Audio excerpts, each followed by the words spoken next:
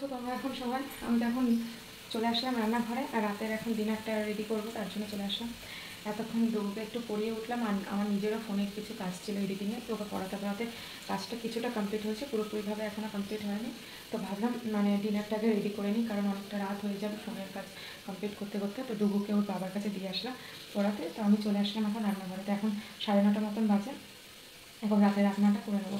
তো আজকে রান্নায় কী করছি এখন তোমাদেরকে বলবো না, তোমরা দেখতে থাকো কী রান্না করছি, পরে তোমাদের সঙ্গে শেয়ার করবো। তোমরা রান্নাটা দেখলে অলরেডি বুঝে যাবে, টাইটেল থাম্বনেল দেখলে তো অলরেডি বুঝে যাবে, বাট তবুও রান্নাটা দেখতে থাকো আর আমার সাথে থাকো। আমি এখন রান্না করছি, তো চলো আমার সাথে থাকো আর দেখতে থাকো। তো এখানে দেখো বন্ধুরা, আমি এখানে ডুমো ডুমো করে একটু বড় বড় পিস করে আলু কেটে নিয়েছি। তো আলুটা এখানে নুন আর হলুদ দিয়ে ভাজতে বসিয়ে দিয়েছি। তো আলুটা দেখো অলমোস্ট আমার ভাজা কিন্তু হয়ে গেছে। তো আজকে আমি আলুর দম রান্না করব, সেই কারণে আমি দেখো আলুগুলো ভালো করে ভেজে নিয়েছি। এবারে আমাকে রান্নাটা স্টার্ট করতে হবে। আর আলুগুলো কিন্তু খুব ভালোভাবে ফ্রাই হয়ে গেছে, এবার নামিয়ে নিতে হবে, নাহলে কিন্তু পুড়ে যাবে। তো চলো সাথে থাকো আর দেখতে থাকো, আলুর দমটা আমি রেডি করে নিই।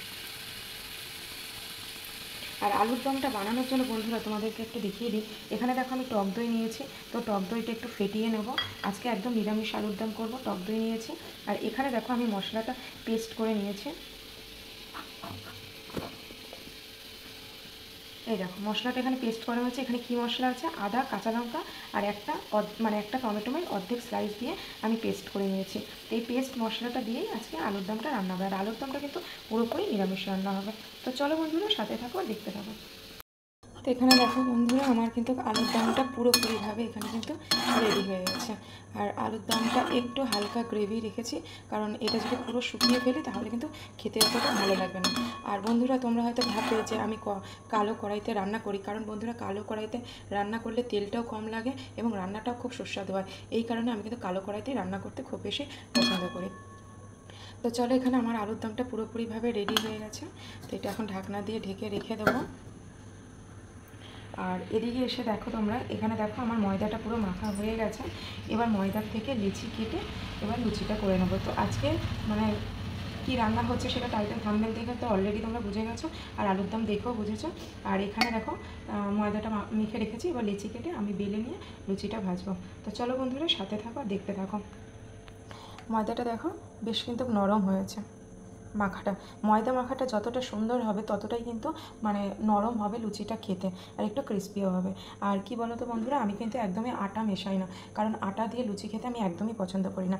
আমি কিন্তু শুধু ময়দারই কিন্তু লুচি করি। যখনই লুচি করি আমি ময়দার লুচি করি, কারণ আমি ময়দার লুচিটা খেতে ভালোবাসি, ময়দা দিয়ে পরোটা খেতে ভালোবাসি। আমি কিন্তু আটাটা খুব একটা বেশি মেশাই না। আমি ময়দা দিয়েই কিন্তু লুচি বলো, পরোটা বলো, আমি খেতে কিন্তু এগুলো ভালোবাসি ময়দা দিয়ে।